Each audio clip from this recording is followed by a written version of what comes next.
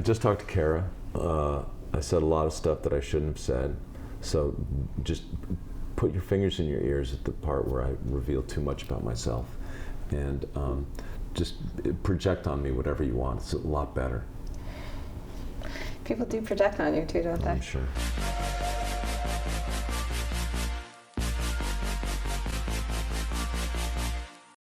Yeah, I mean, I follow like a couple of chefs on Instagram because I like recipes. You're also following a talk show host and therapist. I am? Yes. Oh, I don't. You should be. No, but that's my. So you have a different account, you're saying? Yeah. Well, you told me this last time that you actually use. Well, I follow like 6 people that I'm related to by blood. Right. Your nephews. Yeah, I think we talked about this last time. I'm putting this on the chair. Okay, you can put it right back here. I think it would hide it also if you just put it on. It's not going to hide it from these, I don't think. Do you think? Then we're going to have this wire. Let me put it on the chair. You can have it anyway. The chair is good. Okay. See, the wires are now under the table. See how nice? Look at you go. Put this under? Look at you go. So I know what I'm doing. You think I need a producer? I do. I do need a producer. All right. When was the last time we talked? Is it pre-pandemic? No, No, I know when it was, because we were talking about, knock on wood, neither of us had COVID. Oh. And then I got COVID like a month later. So I got COVID last January, so it was probably December or early January. Oh, wow. You still haven't gotten it? I got it a year ago Thanksgiving. Oh. And it was just random because I had a stuffy nose and I was going to a big Thanksgiving at my sister's house. I tested and I was positive. I was like, oh, fuck. And I was just, I had a cold after our first week of preview that was much worse than COVID for me. But okay, so we need to talk about your play. But of course, by the time this airs, your play will be over. Yes. But let's talk a little bit about it anyway. Let's talk about it. So you're in a play. I am in a play. You are doing the actor's dream. You have a lead role. Tell me a little bit about it. Well, I'm doing a revival of Tennessee Williams' Night of the Iguana, which most people know from the movie in the 60s, I think, with Richard Burton and Ava Gardner and oh God, the woman who was so wonderful. Anyway, the movie bears no resemblance to the play. The play is much richer, deeper, more complex, and it's very difficult. It's not perfect. It's a hard play to produce, and it's gigantic. It's a solid 3 hours. It's not boring for 1 second, but it's a gigantic part and a gigantic play. And it's some absolutely beautiful writing. Tennessee Williams is one of our great American playwrights, and there's a lot of beautiful writing in this play. Okay, so you showed me your 3 packets, your scripts, basically. 3 acts. 3 acts, and there's a whole binder worth of pages that you need to know for each act. 3 binders. It's a lot.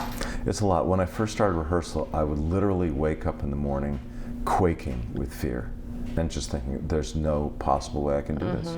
I'll never learn it. And then, of course, I did learn it, and then there was the even harder task, which is to bring some emotional and intellectual truth to the whole thing, which is also quite daunting.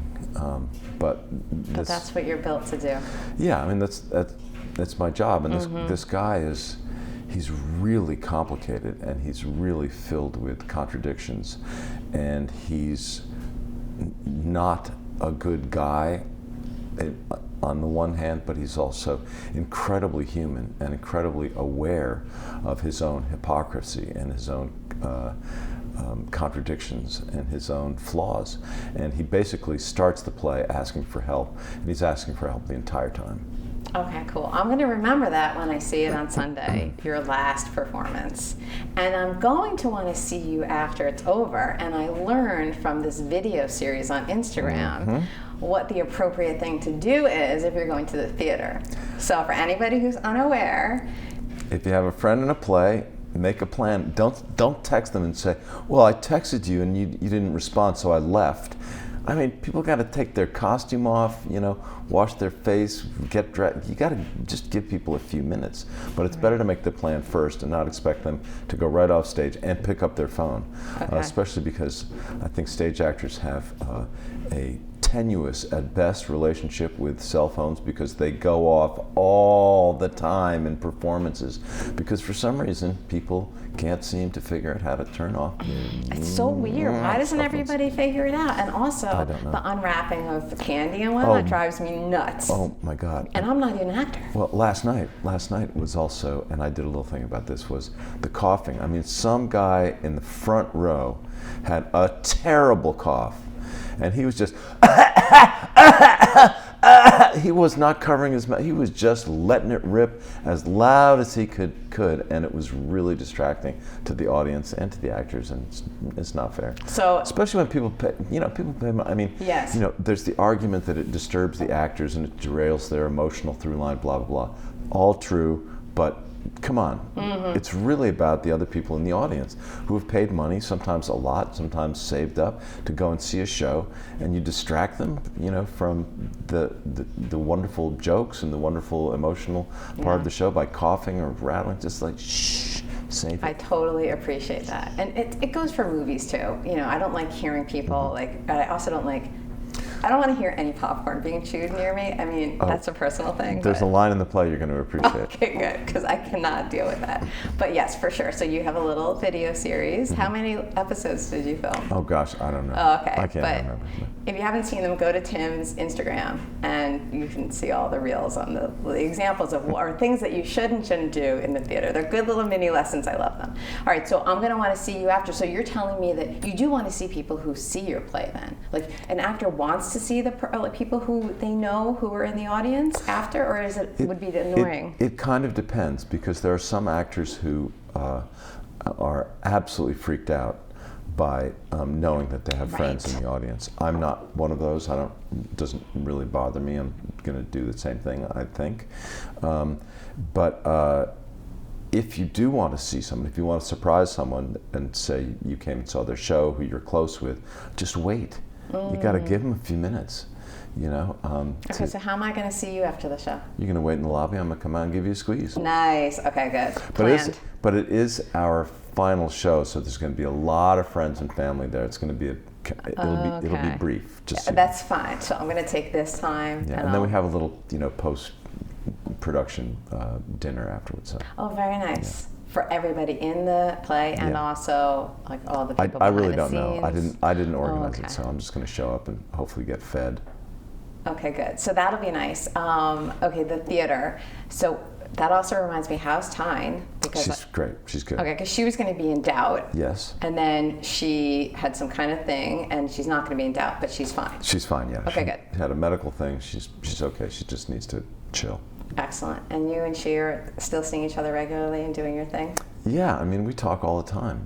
We share this bizarre, as I've said before, this kind of congenital disease of being actors that it seems to be passed down in my family to the two of us and my son and my daughter a little bit. Anyway, we have a lot to share on this thing, and she did come and see the show pretty early on. Was very nice about it, very nice to me, so I'm glad she got to see it. Good. A lot of people are surprised that you are siblings, by the way, because it's come up in probably every time we've recorded the show, but a lot of people are surprised. It's beyond me. I mean, I've been doing this for 40 years. She's been doing it for 50 something.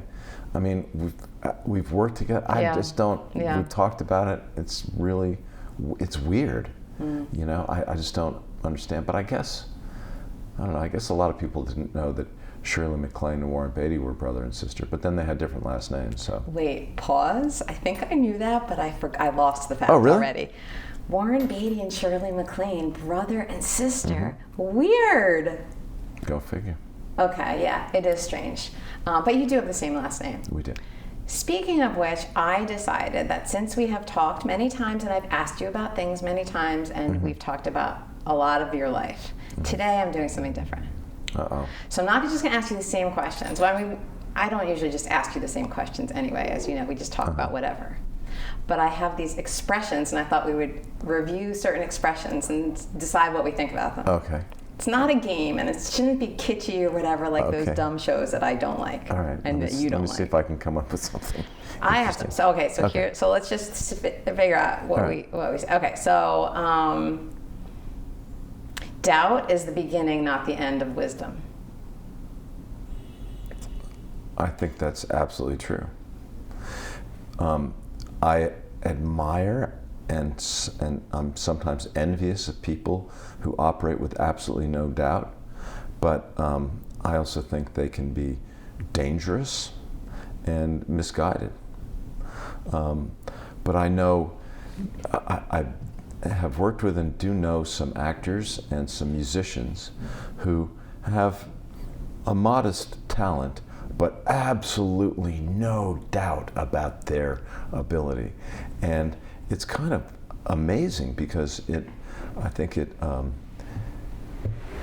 actually propels them in a certain way to a certain degree of success, even though their talent doesn't match their ability to just wander through life without questioning anything that they do. Right. I mean, wouldn't it be nice to walk around in life? Wouldn't it be great? With no doubt. Oh, it'd be fantastic. It'd be amazing. You might crush people along the way. Right. I'm just saying. Right. I'm not sure you'd be a better human being if you had no doubt, but certainly, well, isn't that? I mean, you're a therapist. Yeah. Isn't that sort of a division of narcissism? Oh, well, narcissism. I mean, narcissism is complicated, but. Yeah, I mean, narcissism is, but you're right, it absolutely is like a hallmark part of that. I just did this whole episode with, do you know Reed Scott? We were just talking about all the people that you know who've been on the show. I know Reed. So Reed, he's actually a Law and Order guy now. He just got a role as a detective. But you know him from Veep, and did you work with him ever? I don't know. No, I know him from Creative Coalition. Oh, Creative Coalition. Yeah. Is he involved with that? He is, has been. Very nice. Good cause. So we did a little mental health type of episode, and he was talking about his mother who has borderline personality disorder. And we talked a lot about narcissistic personality disorder. Do you know anybody with that? I do. With the diagnosis, the formal diagnosis of it? I do. Because it's pretty heavy stuff. But that is part of it, is that there is this removal from relationships with other people and an ability to see things clearly. Do you want to tell me about it?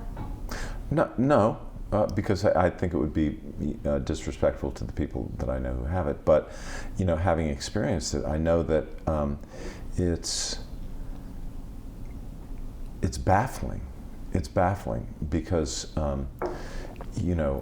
narcissists can be so charming. I mean, when they shine their beam on you, it can be really profoundly affecting and stuff. But it's not.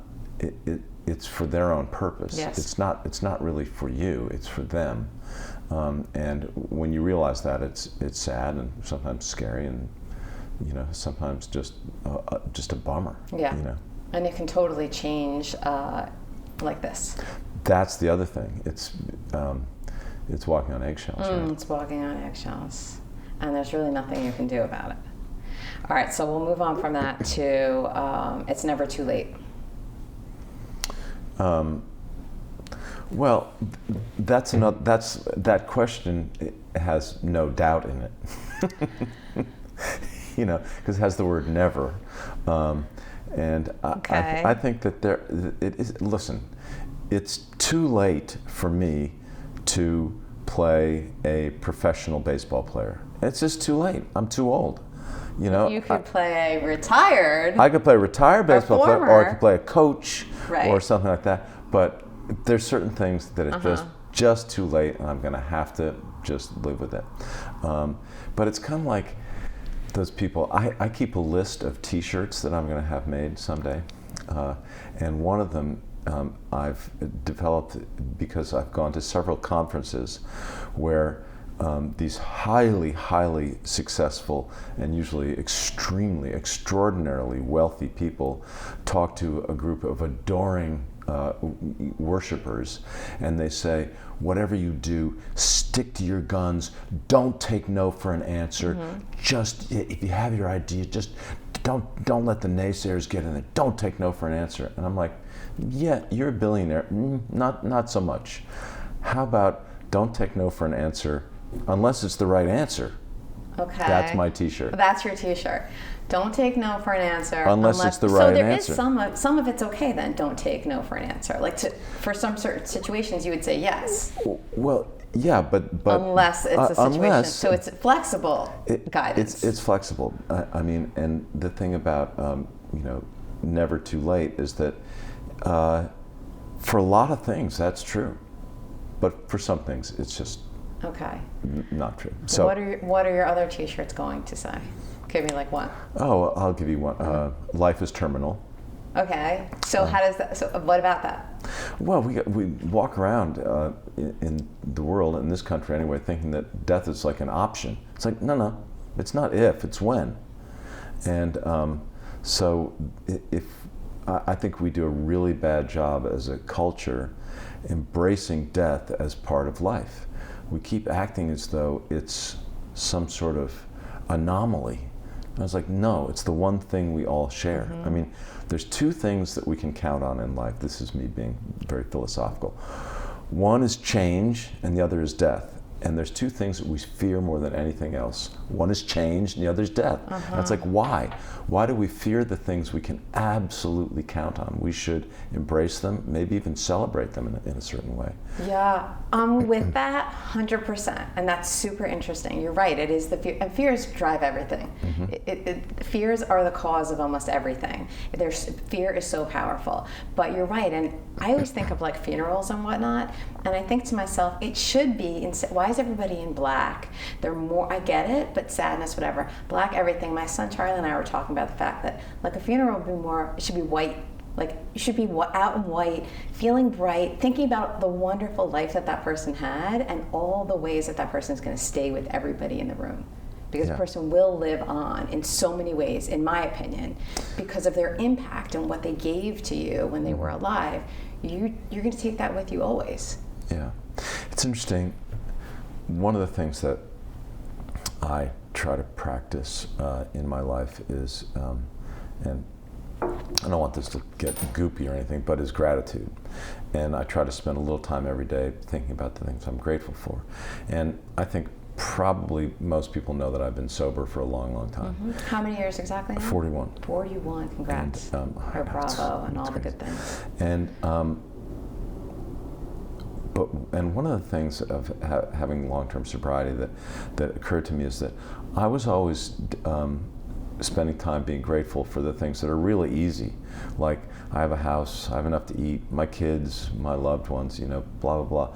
Being grateful for the stuff that everybody is grateful for. And I thought after all this time that I should try to figure out how to find some gratitude for the challenges and the pain and the things in my life that are uncomfortable, and figure out what those things have taught me, or what I've been able to learn coming out the other side of something that's challenging. And I think the same holds true for death. Rather than just, I'm not saying to negate this, but just feeling sad that they're gone, how about celebrating that you got to be with that person and the things that you got to share together and the love that you got to share. That is cause for a lot of happiness and joy. Yeah. Also with that, you're really nailing these things, I think, at this point in your life, the perspective. That's what I'm getting from you. So fucking old. If you don't get perspective, I don't know what else you get a senior discount at the grocery store. You're going to look back at this and be like, I was so young then. You are, just so you know, I was so young then. What was I talking about? It's like you look at people now, and if they're talking about, okay, I'm getting older, I can deal with it, and they're like 40. It's like, okay, you don't even know old, right? Yeah. So I'm just telling you, you're going to look back, and you're going to be like, I was so young when I was talking about how old I am. Well, maybe. Yeah, although when I think about it's like the number that is associated with your being. When I think about when I was in my early 20s and stuff, I couldn't find my ass with both hands. I was a disaster area in a lot of ways. And if you hang around the planet long enough, certain stuff kind of sinks in. You have experiences. You realize that not everything is as important as you think it is when you're a teenager in your early 20s. Yeah. And I think the main thing, for me anyway, about getting older is you realize that you're not alone. I mean, all this shit that you've experienced and all the anxiety and shame and stress and all this stuff, it's like, you're not that unique. Mm-hmm. You know, Yes. I mean, it's kind of two parallel things that are happening simultaneously and seem contradictory. One is you're totally unique. You are the snowflake that's unlike any of the other billions and billions of snowflakes that fall from the sky. On the other hand, you're just like everybody else. Mm-hmm. You have, Yeah. you wake up, you brush your teeth, you eat, you sleep, you love, you have problems, all that stuff that we grind over thinking that we're just this isolated being on a rock of existence. No. Everybody is struggling, and all these struggles are similar. You can find someone, Yeah. and they will say, "I went through the exact same thing." Or, I know for something sure. like that. Yeah, for sure. So you can also, but you're saying, like, as you get older, you just learn these things, you get perspective. But not everybody does. So I do believe that it's a choice in some way to reflect in this way, in a more, like, putting it all together in a positive way, learning from it. Not everybody wants to learn from life or from the things that they did or their experiences. So they don't want to change. Yeah, they don't want to change, but life is a beautiful opportunity to change and change and change. Like, you can change forever. It's going to happen whether you like it or not. That's so true. You might as well embrace it and try to make the most of it. Because I think change is amazing. I love change, personally. It's my preference over stagnancy. I don't like things to be the same, which is why I just moved across the country. But, I like things to change, so I think that's a good thing, to be able to embrace change. But you're right, people fear, and there's that fear word again. Mm-hmm. People fear change, and so that. Okay, so the gratitude for the negative experiences or the difficult times, that's also good. They're gifts, because those are the things that cause you to grow. Mm-hmm. That which doesn't kill us makes us stronger. Nietzsche. There you go. So, all right. So, what else are you what are you grateful for? What are some of the things that you would have told yourself this morning or last night or whenever you practice gratitude? Oh gosh, I mean, so much, from the little things like my, the beautiful. I have a lot of love in my life. That's the main thing. For my accomplice, for my family, for my children. And that, when all else fails, I think about that, and how that sustains me. So that mostly. Okay, so those are not hardships, though. Oh, you're asking me for the hardships? Mm-hmm. Well, pause for a second. I'll ask you for the hardships, because I, of course, have to ask you about your accomplice, which everybody wants to know. How is your accomplice? We're talking about Taya Leone? We might be. Okay. If we were talking about her, how are things with your accomplice? How is your accomplice? She's a miracle. I never thought that I would experience something like that at my age, and I was I'd sort of come to terms with, like, maybe being alone, or maybe being some kind of casual thing that wasn't really too demanding, and then we met, and it all changed, and it's the deepest, most fun, most truly intimate relationship I've ever had. So why do you think that is? Like, what's different? What makes it like that?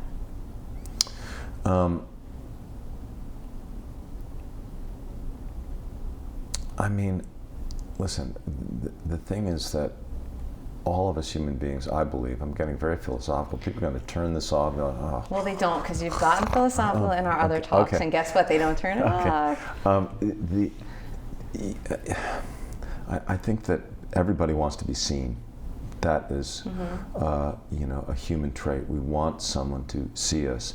And if we get into a place where we allow someone to really see us, everything, and they can look at that and say, okay, I'm okay with this, all this good stuff and all that bad stuff, then it's like a profound relief to be able to be your entire self and know that someone is not going to blame you or try to change you in a way that's punishing or belittle you for the things that you have that are human flaws.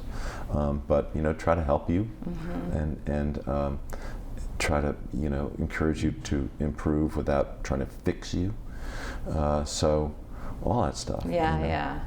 So there's something about her that helped you trust that she would do that, would be like that with you? Or were you at a time in your life where you were ready to expose yourself in that way? I think all the above, and I was, talking about fear, I was terrified because basically she said to me, give it all, give me everything, tell me the whole story, all the shit, all the stuff you've done that you're not proud of, that you're ashamed of, blood, just tell me and I'll deal with it. And I was like, okay, thinking that perhaps I would get annihilated, that I would step on the landmine that was in the minefield or the eggshell that was out there. And so I took that risk and I laid it all out. And she was like, okay, let's do this. Like, wow. And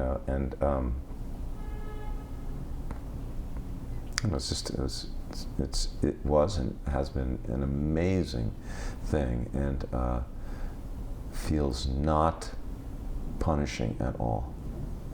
And some of my relationships I felt punished in.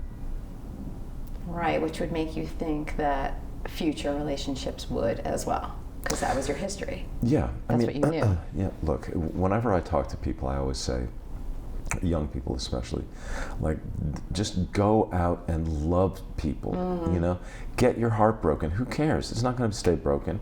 Just be open to it and let it happen. And that can be really painful. You can go through a lot of rough stuff doing that. But the payoff is that you have a chance of finding something that's really profound and significant and deep and amazingly joyous. Yeah. So it's worth the risk, because the other thing that I've discovered hanging around this planet is that feelings we ascribe things to feelings that are negative. Like, oh, come on, cheer up, you're so sad, don't be so angry, and it's like, no. Feel your sadness, feel your anger, feel your stuff, because for me, the analogy that I have is that, at times in my life when I've been in trouble, I've had a feeling of some sort that sort of goes into me and it like velcros onto my soul or my heart or my brain or someplace, and it becomes this thing, this impediment to me moving forward. But if I feel stuff, it just kind of flows through, and it's not like I didn't experience it, but it's gone. Right. And so it'll come again, but and the thing is, I've said this, I think, to you before, everything's a practice. We fill our lives with these finish lines. If I only had this much money, if I only had this job, if I only had this, if I only could get there, then everything would be solved. No. We still have to get up, brush our teeth. The bed doesn't stay made once you make it. The dishes still stay clean. You don't go to the gym once and you stay in shape. Everything is a practice. Yeah. And if you can find some ease with that, then I think probably live longer and more fulfilled life and happier, all those things. Well, definitely, that's the whole philosophy of therapy in the first place. Also, it's like, you have to experience them. Don't run anymore from those feelings. And don't push them down. No, because then they stay in that place. They stay in that place and then they explode out. Yeah. Exactly. But if you just feel them, allow them to come through you, this is life. Like, sometimes when I feel low, I think to myself, I'm living life. Like, this is life. I'm doing it. I'm doing life. And that's part of it. You don't want to have a life that doesn't have all the feels, honestly. Right. Nobody calls them feels anymore, but I did like that word, that term, feels. You got to feel the feels. It's true. Okay, so that's good. I have so many things I need to go back on. Like, this is probably not going to be used much because I have all the things that you already said. Okay, so relationships, and not only, because you said also that yes, there's pain that you could experience if you take the leap and just put yourself out there completely. It reminds me of the movie, because we always do talk about TV and movies too, of Something's Gotta Give with Diane Keaton and Jack Nicholson. Oh. Remember that on the Hamptons? Yes, vaguely. Yes. I forgot her name. I want to say somebody Myers, Nancy Myers movie. Myers, yeah. So I remember there was a scene with Diane Keaton and her daughter Amanda Peet in the movie, and Amanda Peet was like, "Mom, you got to protect yourself. Like you don't want to get hurt from a guy." And then she said exactly what you said. Diane Keaton said exactly what you said, which is, "No, you don't want to protect yourself. You want to put yourself out there, and you want to get hurt. It's fine. You want to get all of the things, experience the pain if you have to, but it's better than not putting yourself out there, protecting yourself, and not having any." Right, and that sort of brings us back to change, which will happen, and those feelings will change. They will change, and that you'll learn something from them, and then you can be grateful for them. There you can go. be grateful for the that pain. pain. There you go. Okay, right, we so solved life. Whew, that was easy. We always solve life. And I don't know, we still have ways to solve it again, and we'll solve it again in the future, but we're not done yet. All right, so the gratitude, we have to go back to the t-shirts. What else is going on a t-shirt? Oh gosh, I'd have to look at my list. Okay, your list. Is it far? Do you know where it is? Is it on your iPad or something? Yeah, but I don't want to give it all away. Someone's going to steal all my ideas. They're going to make Come on, they're a good. line of shirts. They're good. And they're going to put your face on them. They're good. No, I'm not. I'm not going to reveal anymore. Okay, so one of my favorite sayings is "It is what it is," and people hate that. What do you think of that? I think it's okay. I think it's appropriate at certain moments. I have I think that the wisest saying ever said, and I don't know, and probably no one knows who first said it, but that is shit happens. Yeah. And that's the same thing. Maybe it's the same thing. And the thing about that is that, similar. Well, again, it brings us back to the finish line thing, and everything could be going great, and then shit happens. I mean, and the one thing that Taya, I said her name, didn't I? Damn it! One of the things that she always says that I've known, but this is a really concise way of saying it, is that it's not the mess, it's the cleanup. And I think that's absolutely right, because shit happens. You can be going along great and something will go wrong. Someone will be in pain, someone will die, someone will be hurt, someone will, say something cruel or be angry. And how you deal with it is the hallmark of a successful life, not trying to avoid it, because you can't avoid the shit. It's gonna come for you. That's right. Because you're a human being, you're on this planet, and nobody gets out of here alive. Right. And nobody gets out of here without experiencing some of the stuff that we all experience, the feels. The feels. Thank you. When it comes, it's having it's maybe having some tools to navigate the hard stuff. Yeah. And if you can do that and let it flow through, then you're on to the next. Yeah. I mean, that's why it's not your circumstances that necessarily impacts your life as much as because there can be people who've had serious challenges and they're okay. And then there are people who haven't and they're not so okay. So it's not about what happens in life. It is about how you react to it. And you do have choices. Like you can decide how to react to a situation if you're aware that you're making the decision. Right. Well, being present and conscious is huge. We're talking about therapy. Maybe I should be a therapist. Anyway, and being able to have that moment of pause, and rather than being reactive, just say like, what is my best course here? And that's not to say that we don't make mistakes and react in a way that's maybe inappropriate or just knee-jerk to something, but being able to just say, what am I going to do here? Okay, so I'm thinking of something just off topic, but sort of on topic, which is, so you and Taya met when you were on Madam Secretary, or I don't know if you met before that, but that's when you started becoming intimate. Yeah. So now that ended like years ago now. How many years has it been? It's a few years. 4 years, 5 years, something like that. So it's interesting that you were great in with that situation, and your environment now is totally different. Yeah. You're not working together. And so has it changed at all? Like, was it more something then and or more something now? Oh, it's better. Better now. Better now. Yeah, I mean, it's funny because I'm pretty sure that there were a lot of eyes rolling on set and a lot of nervous people being like, oh God, when this blows up, it's going to be a disaster. Oh, on-set romance. And we were a little bit before Me Too, so we didn't, we could kind of have our romance without having to be so careful about all the stuff. And we did actually, there was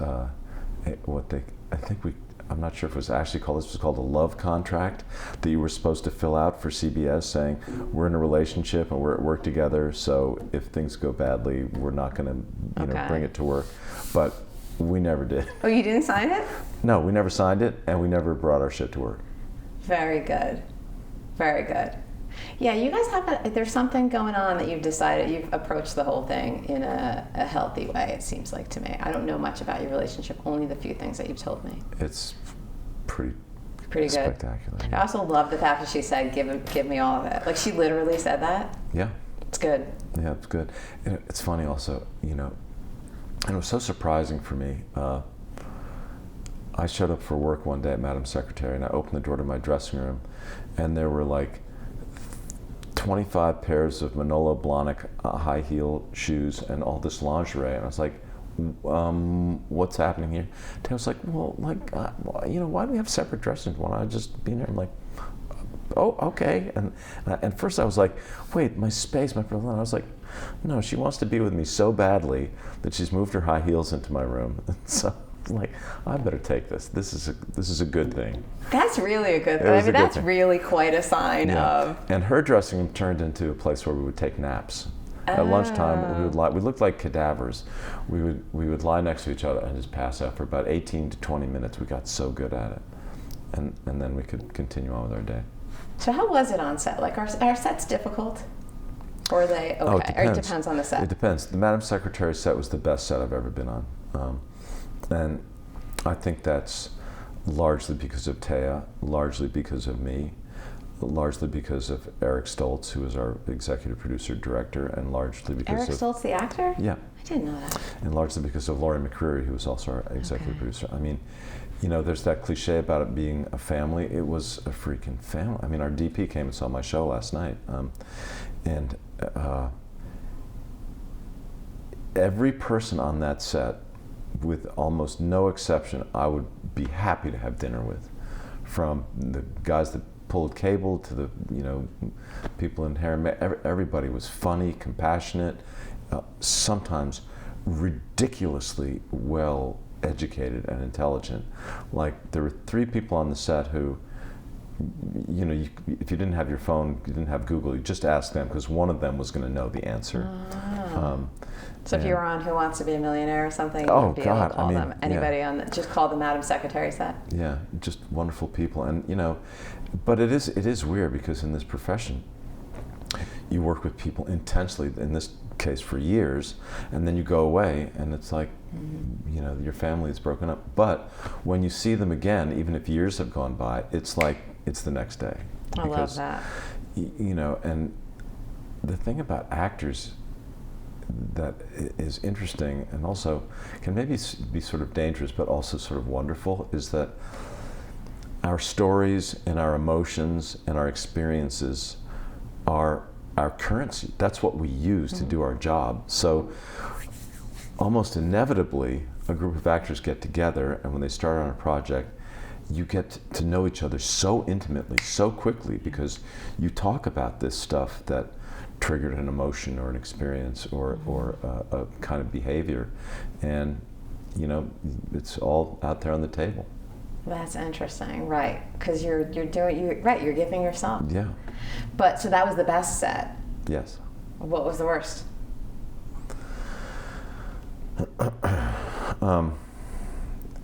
You know that phrase, if you don't have anything good to say, don't say anything at all. Yeah, I don't like that. That's not one of the ones that I would put on a t-shirt. At least in this scenario. Yeah, not in this scenario. I worked on a set of a show, and for quite a while, and I got the feeling most of the time that, with the exception of the actors were mostly wonderful, although the particular chemistry of these actors made it so that it was like kind of like a cocktail party most of the time, not with actual drinking, but just chatting stories, trying to be funny, blah, blah, blah. And I think it added maybe an hour and a half to every day that we shot, because there was so much people being on and entertaining each other, and which is great, but my point of view is like, let's get the work. Let's get the work. So are we talking done. about Wings? No. What are we talking about? The Wings is great. Something else. But I got the feeling I have to look that up, I guess. See what else you're on I got for the really feeling long that time. most of the people on the crew, if they were going to make $1 more an hour, like on a loading dock, putting Amazon boxes in a truck, they would have done that instead. Like, I didn't get the feeling that there was a lot of real caring about what we were doing. Whereas on Madam Secretary, it's like people read the scripts, they understood them, they were interested in what we were doing. And they were complex scripts. Yeah, they were complex. Especially for a CBS show. Yeah, and I think a lot of the people on Madam Secretary, and this happens from time to time, were actual like filmmakers or had gone to film school and knew about the craft, not just that they were holding a boom, but that they understood storytelling. Okay. So what are some of the crazier things that have happened on sets? Like dysfunctional things. Is Goose going to get on the camera? Is that okay? He might be he's having a little water. Feature special guest. Dysfunctional things. Because I hear that it's like a family, and often a dysfunctional family. That can be very true as well. I mean, I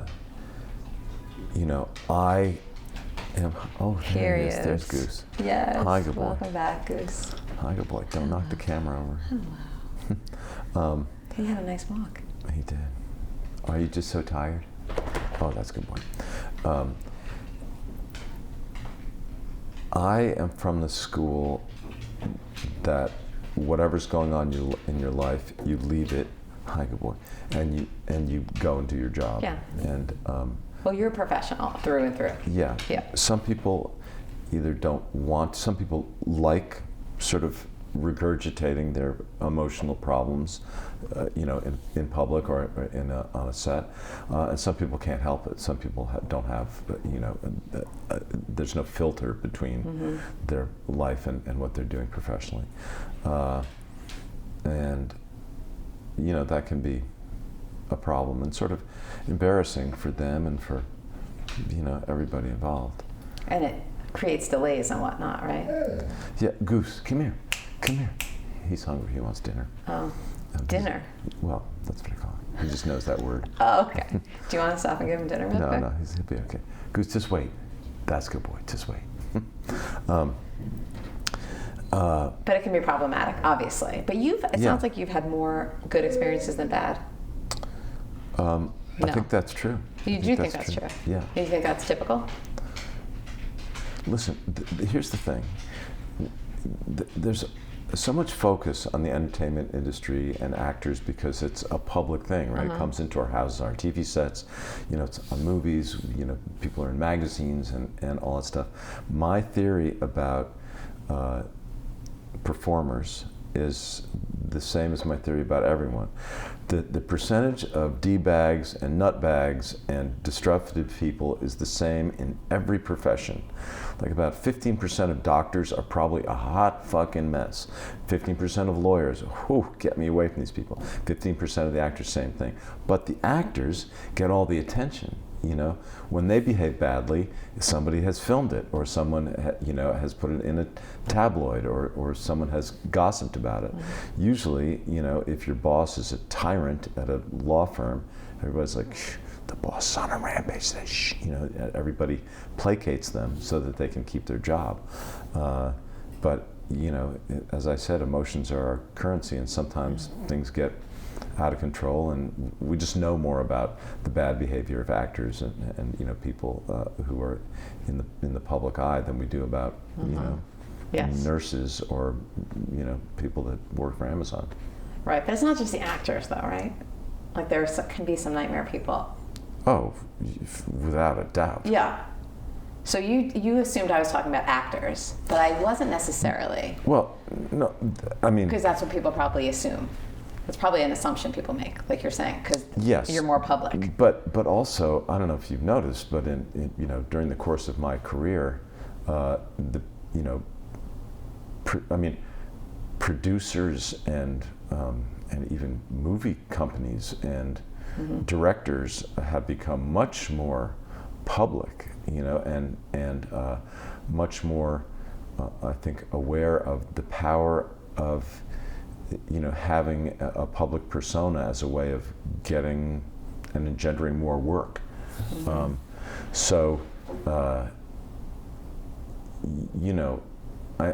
You see stuff advertised now, like produced by so and so, and what you never saw. There were never star producers when you were a kid. I mean, there were people who were doing very well, but they weren't like in the news, and now there are, because everything is. Do you read the news actively at this point? Or how much of it do you read? I read it pretty actively, but I have to take breaks because so much of it is speculative, and so much of it is just a regurgitation of like a couple news that it was a couple of hours ago and a couple of days ago. It's just, something happens, and then you read about it, and then for the next 3 days, people are speculating on what might happen, and it's like I don't need to know that necessarily. Agree. It's a lot. It's a lot. And I think that there's some fatigue. There is. There's also, we are dealing with the rage industrial complex, which is spawned by social media to a large part, where, and it's fear. I think. Fear, you think? I think that fear is the primary emotion, and fear engenders anger, rage, resentment, retribution, revenge, all those things. But so much stuff on social media is reliant on getting people afraid, and then getting them angry, and then getting them to engage in this cage match. Yeah. And I just can't. I just can't. Agreed. What are some fears that get to you personally? Your own fears? My own fears. I guess that,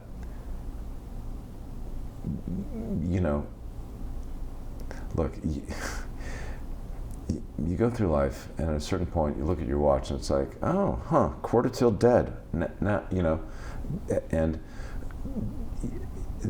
there's certain things about getting older that are absolutely cliche. I still feel like I'm 40. Blah blah blah blah blah.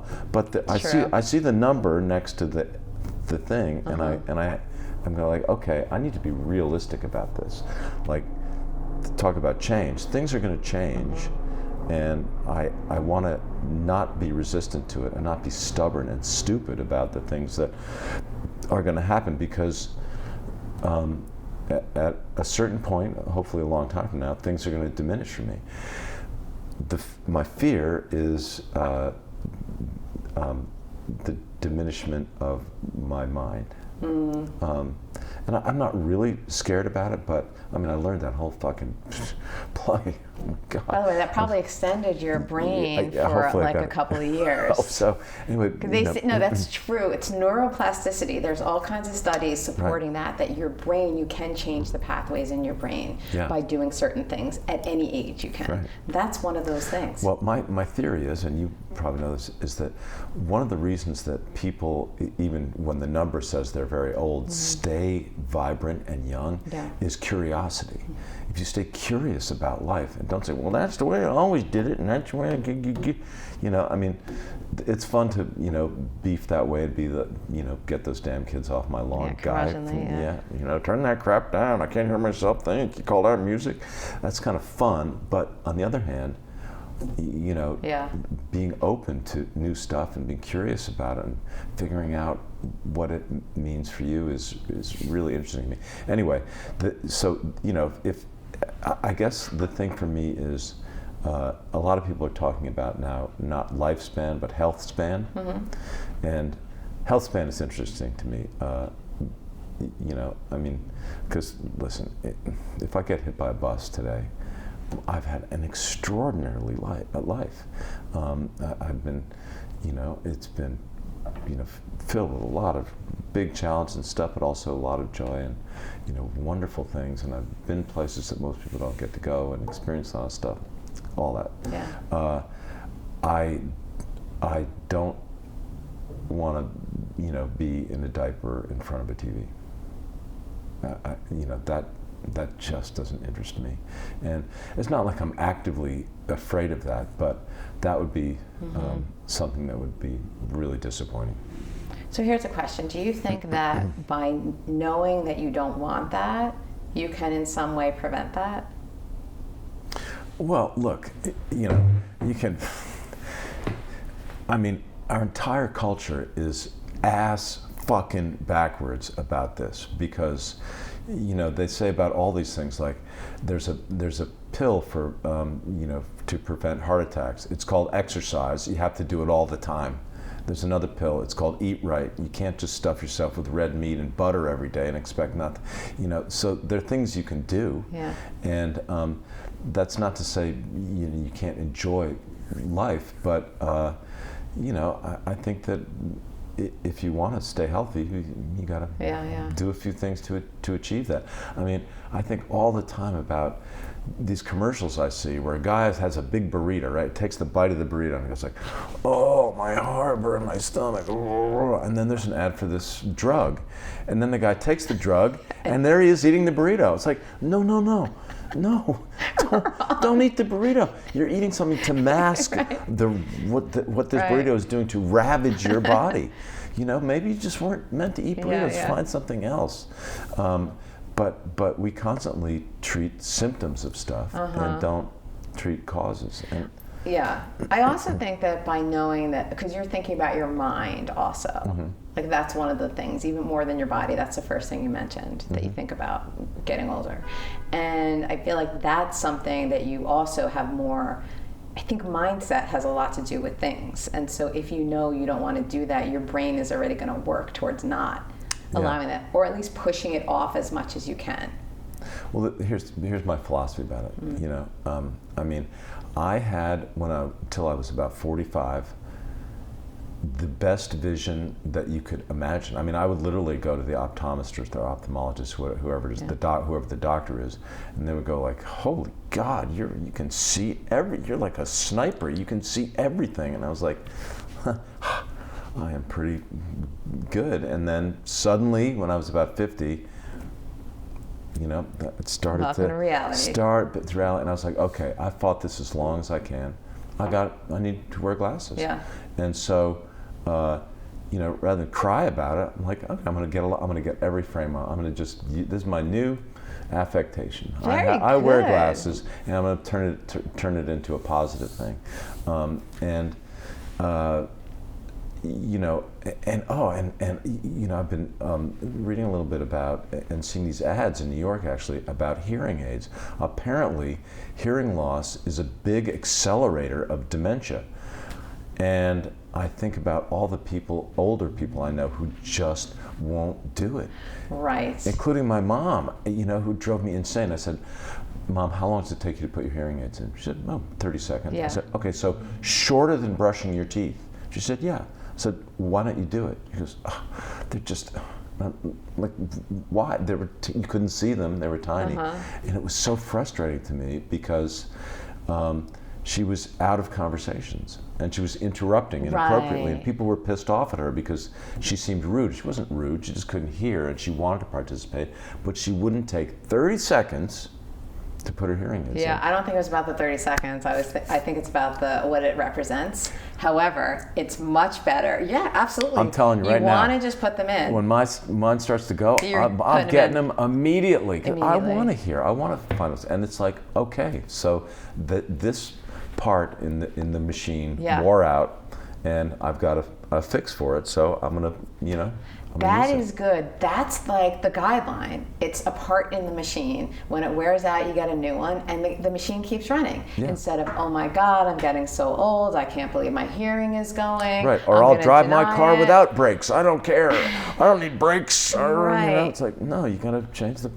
change the brake pads. Very good. Again, I'm giving you a lot of kudos here today because, with the glasses, you're making it into a thing, a fun thing, a good thing, not a negative thing. The hearing aids for sure. And I could totally see where that leads to. I didn't read about that, but about the dementia, because when you're isolated and you're not, because one of the things that helps you live longer is social connection. Yeah. And also using your brain. So if you can't hear anything, you're losing both of those things. Exactly.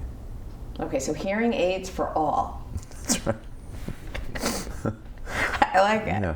Hearing aids and glasses for all. So you never tried contacts. That wasn't going to be a thing for you. I've tried them. And? I mean, it's just I can wear them, but I have that thing. I have progressive lenses, so you can't. So it's like one is for distance and one is for reading, and it kind of makes me. It's not perfect. I can do it, but it's not. Yeah, that's called monovision, and I do it now too. I have really? one for this one. I think is for close up, and this one is for distance. Didn't work for me when I first tried it years ago. Now it works beautifully. Oh, there you but go. they also have the surgery now, where you can basically get like new lenses put in, and they never deteriorate. For Really? you can be like 103, and they're still going to be okay. I'm getting that. But no, That's I don't another think you thing. should, because your glasses, it's a good look. It's part of your persona now. But it's good to know. I mean, I'm waiting for them to replace like the discs in your back and ligaments and stuff like that. You told me last time we talked that if maybe you should gain 40 pounds and age a little bit or something along those lines, because you felt like there was no role out there for you, no acting role. You weren't old enough and you were too good looking. I mean, you didn't say it in those words, I know, you could be humble, whatever, but that's the gist of it, is that you needed to look more to be able to play a character. This is what I've heard all my career. Too good looking. Yeah. I mean, look, it's always a weird thing. In this play, there's an analogy that I won't be giving away too much, that everybody in this play is at the end of their rope, and especially my character. And Tennessee Williams describes him as being about 35, and the play takes place in 1940. And maybe in 1940, being 35, you could be at the end of your rope, but it doesn't really work for a 21st century audience, because a lot of us are just getting started at 35. We got a couple of more chances at least to reinvent ourselves and go on with our lives at 35. Nonetheless, I did, put a bunch of shoe polish in my hair, so I have, dark hair. I mean, he's called a black Irish guy a lot, and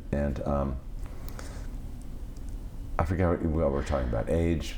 I think you told me last time that there weren't any good roles available for you because you're too perfect looking. But if you had aged yourself a little bit more and gained 40 pounds, that's literally what you said, then hopefully there'd be a role for you. Okay, listen, first of all, I never said I'm perfect looking. I know you didn't say that. I hope I didn't say that. You did not say that. But, it's I have a fact I need to jump in and tell you after It's this. always a weird thing, because this character I'm playing now is Oh, that's my warning. Hold on. Oh. Where's my phone? Okay, it's right here. All right, we're going to wrap up in 5 minutes. You're going to finish that, and then I'm going to tell you something else. This is a real character role, and I've always thought of myself as a character actor, and I don't think I'm always as good playing just sort of like a straightforward leading man. I find it sometimes difficult to find what makes that person interesting, but it's also, especially in film, it's so visual that sometimes it's hard for people to believe that take away the beard and the stuff, has, done anything challenging or interesting, or has, the same kind of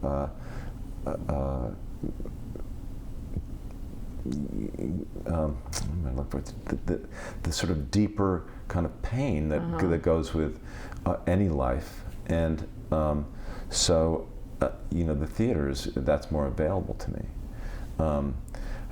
I still just don't think, I could be wrong, that I'm going to be cast as like necessarily like a long haul trucker, or a guy that works in a warehouse. It's just, I mean, we have these visual things. I mean, how often do you go to the movies and somebody comes on screen and you go like, oh, there's the bad guy, because they look like a bad guy. They might be the sweetest person in the world, but they look like, oh, there's that guy's evil, or that woman, or whatever. So I don't know. I don't know anything. All I know is that I'm grateful to be doing this play. I'm going to do another play in the spring called Still, that I did last summer at this little theater in Vermont called the Dorset Theater Festival. It's 70 minutes long. Two-character play. So at 70 minutes, there's still 35 minutes left in the first act of this thing I'm doing right now. I will be at dinner by 8:15. But you're not. Your brain is not going to be forming new pathways as much as it is now, just saying. No, it will be, though, because it's a new play. Yeah. Very good. So you're doing that in the spring in New York? Yes, at the Daryl Roth Theater. Oh, Daryl Roth. I interviewed her years ago. She's a big producer. Okay, so who's in that play with you? Jane Atkinson, who's spectacular. So you're excited. She's just, I'm so, I so mean, you're really you're going theater now all the way, feels That's the only thing that's available to me. But don't you like theater? I love it. So, I wish I could make a living. Yeah, that's the problem. I mean, and, I'm not complaining. I've done very well, but, life is expensive, and also, honestly, I never thought I'd live. I mean, what if I lived till I'm 90? Yeah. Holy shit. Yeah. Like, you are going to live till you're 90. I'm fine till I'm 75, but I gotta still make some money. Like, if it's just sitting there, it starts to dwindle. So. Right. We got to get you a gig on the big screen. Well, something. Or the little screen. And I'm developing some stuff for myself, because I figure if no one else is asking me, then I have to make it for myself. Well, that's the whole thing now, right? You have to make it for yourself. I mean, I guess there's some people that get asked, but at the moment, I think everybody's making stuff themselves at this point. Almost everybody. I really do. I've heard that from so many people. Yeah. And now with the industry changing as much as it is too, it's like. I know. It's wacky. Are you nervous about that? About the changes? Not nervous, but about which part of it? All the changes, like the entire thing has flipped, and like now with the peak TV, and now the peak TV is over, so now they want to make less TV, and it's a different era. They don't want to invest in things. They're pushing things off. I can tell you from my experience in LA too, it's like things were supposed to be filming, and now the studios keep pushing dates back and whatnot, and there's like a big pause. Well, I think I've said this to you before, but I started out in show business, and I find myself 40-something years later in business show. Yeah, we talked about that last time. There are too many MBAs, too many executives. I mean, David Zaslav should be making corrugated boxes. He could not give two shits about what he is selling. He doesn't care about stories, doesn't care about character, he doesn't care about anything except enriching himself and his shareholders. And that's pretty evident, and I don't mean to pick on him, but I am picking on him because he's making $250 million a year, whatever he's paying himself, and I just think that you can make the argument that the studio system back in the day was horrible and they were tyrants, those guys, but they were movie lovers. They were story lovers. They valued writers, they valued actors, they valued directors, they loved the spectacle, and now we have a bunch of people that went to business school that are trying to apply a manufacturing paradigm to an artistic pursuit. It doesn't work. And then they're always surprised when something comes along that's unique, and they go, oh, look at that. That made so much money. It's so unique. Let's make that. Let's make exactly that. It's like, no, you idiots. Make something unique. Make something special. And then the profits will come. I think finally the superhero movies are creating less excitement, less money for the studios. So, although, wait, hold on, you're a superhero. Oh no, that was the worst thing I said. No. I forget that you're Superman. I haven't been in a long time. I would love to be in a superhero movie for business purposes mostly. Right. But I find that there's so many of them that they've lost their special flavor. And I also have this thing that I call blockbuster narcolepsy. When I go to a big action movie and the action starts, I literally fall right asleep. I'm just like, it all seems the same to me. Give me a tiny little movie, like there's this Irish movie called The Quiet Girl, mostly in Gaelic. I mean, a story about a little girl who's having trouble with her family. That to me is entertaining and makes me feel and think about things. Couldn't agree more. That's my kind of movie. Yeah, the big stuff is just more, it's like going to an amusement park. Mm-hmm. Although I did like Barbie. I'm glad you did. You have to give me one little piece from No, I'm Wings. glad a lot of people loved it. Yeah, I need a little something from Wings because I weirdly the other day was thinking to myself, oh my God, this is so weird. Going to see Tim in a few days, and I'm used to seeing you, and it's great, and I love doing this, our talks when we solve the world's problems. And I thought to myself, oh my God, that's so weird. I used to watch him on Wings. And I never, when I was watching you on Wings, would have thought, hey, you know what, in like 20 years or something, or 25 years, however long it is, I'm going to be like having all these talks with Joe Hackett. It's the weirdest thing. Life, you just don't know where life is going to bring you, ever. Isn't it strange? Strange. Yeah. I like it. I like things like that. Yeah. What else do we need to say to solve all the world's problems? In a nutshell, last thing. Okay, here's my last thing that I will say about solving the world's problems. And I wonder if this is even possible, but if everyone or the vast majority of people in the world, or let's just say the United States, in our country, could for a day, maybe a week, just do the right thing. Just don't cheat, don't steal, just do the simple things that you should do. Be kind, say please and thank you. All the crap we learned in kindergarten, clean up after yourself. Don't pollute, recycle, we seem to have gotten off the path of aspiring towards being virtuous. And now we just aspire to be rich or powerful. And those things are empty if they are not accompanied with some kind of ethical or moral path that you're on. Do this for a week. That's your guidance. Tell everybody to do that for a week. Do the right thing for a week. Just do the right thing. Don't yell. Be kind. There's a great book that I read many years ago, which seems really kitschy, and it sort of is, but it's also wonderful, called Everything You Need to Know You Learned in Kindergarten. Oh yeah.